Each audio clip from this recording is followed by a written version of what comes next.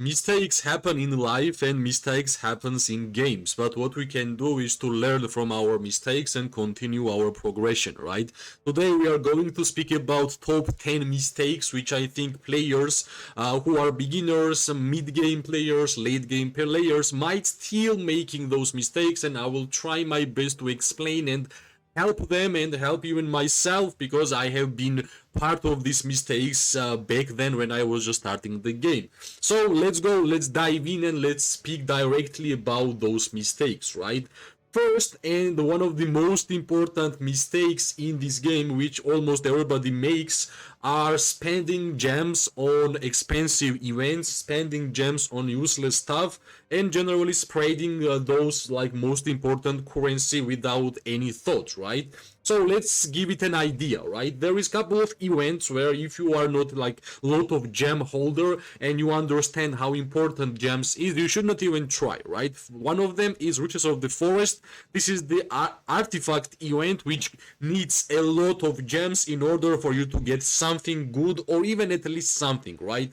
The next one is Forge of Light.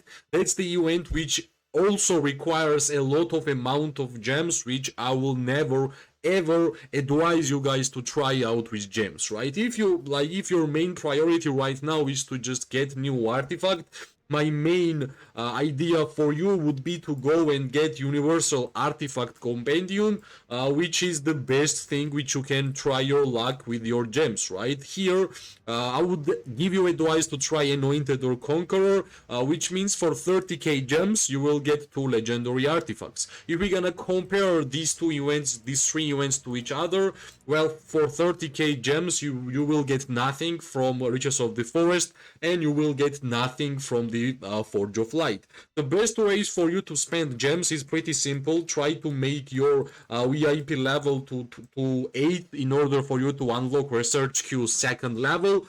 Try to get the extra builder in order for you to build the constructions 2 times at the same time, and try your best to invest in your treaties and in your arrows in order for you to upgrade to tier 5 as soon as possible, right? Because I think upgrading to tier 5 should be your number one priority, and the most important and most horrible thing which is on our way to get to tier 5 is the lot of amount of treaties which is required to build rally building, and lot of amount of sentinel arrows which is required to build watchtower. Well, when you already like finished the watchtower 25 and you finished your rally drum 25, then you have more possibilities to spread around your gems and try your luck in something else, rather than only keeping them and collecting them for the treaties and arrows, right? And when you already build those buildings to 25, you can try your luck in Lucky Spins, which is amazing event for low gem players, and Wheel of Destiny. That's the hero events, which is nice to try your luck. Other than that, well, I don't know, like artifact event we already spoke, so we already know the artifact and hero events which we can spend gems. But always remember, if you are not tier 5, I would not recommend to spend too much gems on anything else rather than trying to get your rally building and watchtower to 25 level. The next tip, which is like only maybe for the beginners, when you start the game, it's really hard for you to understand the hero pairs, and ignoring the hero pair synergy is like mistake which a lot of people actually make, right? Because in Call of Dragons we have this thing which is called cavalry and infantry troop types and hero pairs, and generally cavalry players sometimes use infantries like infantry heroes but cavalry troops, so it's kind of synergistic, right? It does not mean that every single troop type and every single hero pair can be used on every single hero, right? I know Margaret and Zaida can be used on mages and archers, but it doesn't mean that it can be used with infantry and cavalry, right? I understand Nika and Skogul with the cavalry troops, it's like cavalry hero pair, but it does not mean that Nika and Skogul can be used with mages or archers, right? So basically understanding the synergies from the heroes, it's pretty simple. You kind of have to read it, right? For example, if you are archer player, you understand that Kinara and Nico are one of the only skill damage factor damage dealers for archers besides Falgrim, right? Other than that, we have healing and we have healing and crit damage with Sindrion Freygar, Zaida, and Magroth. Same goes for every single troop type. It's the reason why talents exist, right? Talents give you the idea what the hero pairs are doing at first, especially if you don't know a lot of things about Call of Dragons and heroes. Go with the talents and talent ideas. Precision, well, damage dealer, right? That's good. Mobility pretty simple. High march speed, right? If you have for cavalry skill on talents, that's a damage dealer. Support is support, nothing really special. On tank, on infantry, if it's tank, it's a tank, right? So if you are just a beginner, it will help you to understand what hero does what, and it will be easier to find your appropriate ways of playing the game. So that's the second tip, which was mainly for the beginners, and the next tip is also connected to heroes. Upgrading every single hero, leveling up, increasing legendary medals, increasing legendary tokens.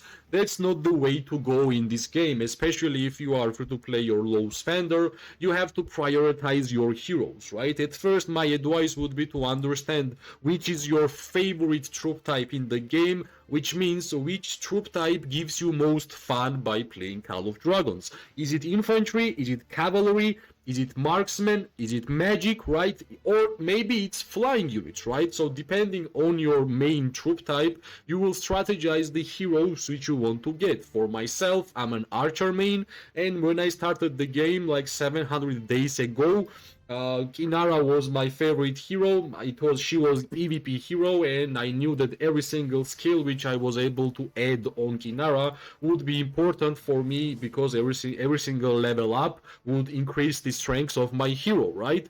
And the next choice I had Nico. I understood that Nico had some weird skill, which is engineering skill, and I did not put a lot of legendary tokens on Nico, right? At first, I wanted to have at least one legendary hero awakened, which would be good for PvP. I think this way of playing Call of Dragons will give you a lot of fun, because you will be successful, right?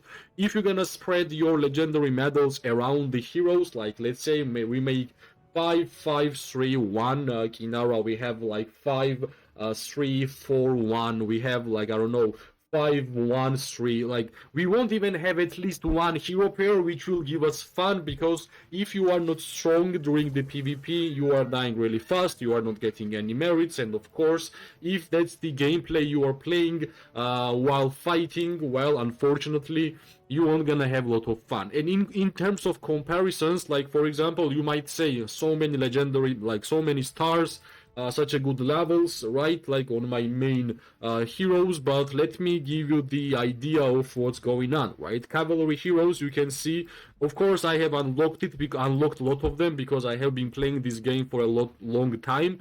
But I have not spent legendary medals or tokens on something else other than archers, right? And same goes for infantry. You can see the stars and the levels. And for the magic, I only went for Bertrand and Tohar, 5111, and that's it, right? That's it. And yeah, like Thea is one of the heroes which you can get from the gold keys, and of course on Thea you will have pretty nice levels if you are basically like playing the game, right? Another mistake which I have seen, especially in terms of beginners, is equipping the wrong artifact on the wrong heroes, right? And there is again one more tip how you can understand which artifact can be used where. Try to look at the talents. Like PvP assault means it's a damage dealer, right? PvP assault means it's a damage dealer. Support PvP means that it's support, and it means it's for the fighting, right? Gathering is for gathering, and yeah, I can understand, like for example, Breath of the Forest, for example, like Wolf Hall Hailer, you won't gonna understand this type of artifacts until you're gonna use it, but try to read it, right? think like for Birth of the Forest is support Garrison. We won't gonna use Garrison artifact on open field PvP hero or even on the Gathering hero, right? Kurat Asrat is a peacekeeping artifact which is not that good to use. Maybe if you are just started the game and you got this artifact, at first I will say you are really unlucky because I think it's not that good to use, right? So generally, for PvP merits, like if you look at the artifacts like one of the ways of getting more merits, you need to understand that, like for example, Phoenix Eye, because it's assault artifact, will give you a lot of merits. Like every single assault artifact is great by dealing damage to enemies in the open field. And same goes for the archers, like same goes for let's check. Yeah, same goes for cavalry and same goes for infantry. In terms of infantry, my advice would be to try to get control runs. Like control Spirit Bone Torque is great because you will be able to taunt the enemies. So like infantry PvP control might be good way. Also control and tank can be really nice for infantry, right? Tear of Arbon, it's a support, but I will never say it's a bad artifact because it gives you a lot of heals, and in my opinion, healing is really good in open field PvP. Same goes for Heart of Kamasi. There is no heals, but the skill which the artifact is giving us will increase our damage, right? So basically try to understand which hero will be good match to the artifact. On some artifacts we have a little clues, like for example on Gold Crest it's written that it's great with Freygar, right? Let's go and let's check. Yeah, like additional effect. When Freygar is in your legion, casting artifact skill deals additional damage, which means Gold Crest it will be even better if there is a Freygar in the army, right? And yes, like there will be like some key moments like that. For example, Infernal Flame, your legion gains magic kin when the wielder inflicts Scorch. And funny thing, only hero which is inflicting Scorch in the game, that's Lilia, right? So there is like small hints where you kinda have to understand where you gonna put the artifact, but try to read it. It will be more and more easier for you to understand even earlier, right? One of the most important mistakes which I think players are still missing, which is the mistake number 5 actually, is not trying to enter into the Strong Alliance, right? Strong Alliance not only means the power of the alliance, like for example we are 20 billion power, like some of the members are in the other alliance right now. So why is it important if you are especially free to play or low spender to be in a strong alliance with good community? First of all, you will have a lot of fun playing with your alliance members. That's generally how this game works. It's a community game. You need to have people around you in order for you to have fun, right? That's one big step. Also, whenever alliance members are spending money in the game, you are getting chests and you are getting these amazing rewards, like such as VIP points, some gems, some speedups. Yeah, you can see the amount of rewards you are getting. So basically, stronger your alliance is, more players you are having who are spending funds in the game, more rewards you will get every single reset, right? Basically, that's how it works. So it's a pretty big boost for every single player, no matter if you are free to play or pay to play player. You will be able to have a lot of value by being in alliance. And if you ask me, one of the most important values in terms of fun is always connected to alliance. Every single war, every single behemoth defeat and Roots of Wars, like everything around the game is connected to the alliance and the players and the community who the alliances are creating, right? So if you are trying to understand the most important tip when you start the game, or maybe you have already played for a while, one of the most important priorities should be to get into the good alliance, and then trust me, the amount of fun you will have, yeah, you won't even gonna compare, right? Yeah, sixth mistake, which I don't know if anybody is doing because I have never done it. I can say out of my 700 days of gameplay, I have done every single quest, every single dailies, because, well, this chest, especially for beginners, you are getting quite a good rewards, right? Basically through this one chest, which you can do every single day, by doing like generally everyday stuff in Call of Dragons, you will be awaken every single epic hero, right? Like that's the fact. That's what I have done. I have awakened every single epic hero besides Musyang, because she is the newest one. So basically, these quests are important. If you are planning to play Call of Dragons long term, try to understand that these dailies, these weeklies, these seasonal quests are really, really important, especially opening this small chest. Then you're gonna get 100 gems, 2 epic tokens, which you're gonna decide which one you want. And yeah, you can see every single awakened epic hero because of this small chest and because of these quests. Because, well, every single free stuff is really important, right? Every single free stuff is really important, and you have to maximize your capabilities by getting everything what you can on a daily basis. And trust me, it doesn't really take a lot of time. The seventh mistake, which maybe some players are still doing, is that they think that the Warped section is just purely cosmetics, right? It's not Pokemon Go. It's not something like that. It's not like purely visuals. Warpeds actually matter, guys. Warpeds matter a lot, right? Especially during the end game. Remember, if you don't have good warpeds in your account, and even if you are 100 million power player, you won't gonna be successful in the PvP open field, right?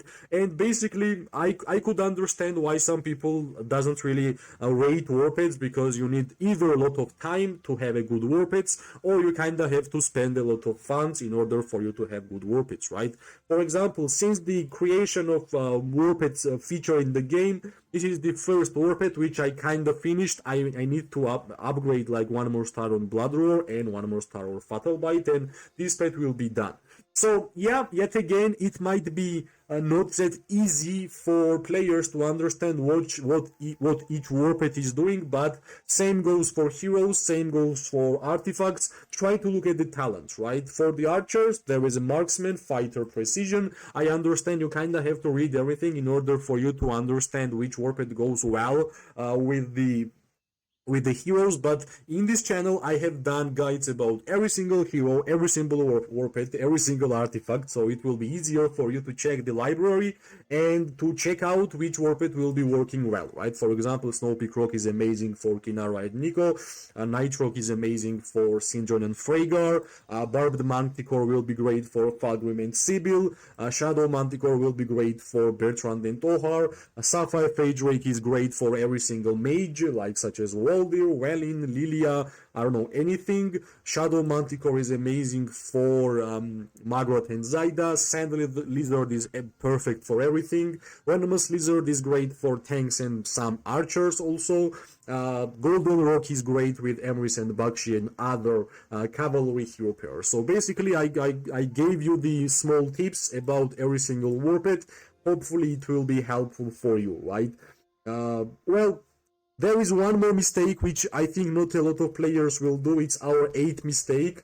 Using mixed troops. So, like for example, if you are running Emrys and Bakshi, right? Like let's just give you a try, right? Emrys and Bakshi, right? When you are trying Emrys and Bakshi, I would not recommend to use infantry. I would not recommend you to use spearmen. I wouldn't recommend you to mages, right? But there is one example which you can try out some different things. Skogul and Georrge, right? Skogul and Georrge, you can use cavalry because they have a lot of mobility and they kind of run like cavalries, right? So basically, there is some exemptions, but not a lot, right? For example, for archers, you can easily go with Magrat and Zaida with archers and with mages, right? But it doesn't mean you can go with like cavalry and you can go with infantry, right? And you can always go with if you're archer and you have the Wilderberg, Wyvern Riders are also archers, so it will be not that a bad idea to put Wyverns on the Magrat and Zaida. We are getting close to the finish line, and we're gonna go to the 9th mistake which players might be making, and this mistake might be pretty popular, right? I understand increasing power and making your account better and stronger is the why we are playing the game, But trust me, even upgrading the buildings, even upgrading the research, upgrading the heroes or artifacts, everything needs to be planned, right? It's not the thing like why you should upgrade every single production building to 25 when it's not needed, right? Like for example, when I started playing the game, I kept myself to 25 level on the town hall and waited 6 months because I understood even if I upgraded one more level, it would not change anything because I could not progress in the game because I had not enough gems, resources, and speed ups to progress through the constructions, right? I waited for 6 months.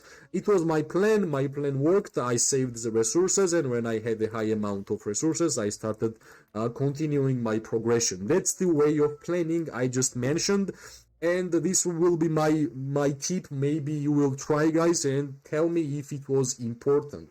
And finally, we have last mistake, which is neglecting speed ups, neglecting your resources, and not understanding hospital, right? First of all, let's speak about speed ups, right? If you are using your speed ups on your daily basis, you are missing on a lot of rewards, right? Try to keep your speed ups, try to collect them because there is a lot of events in this game which require you to have a lot of speed ups in order for you to have amazing rewards, right? Some great hastes, strongest lord, some speed up events in general, basically. So what was my idea? Generally, I was even using like saving building and research speedups, but I had to use it like a couple of days ago.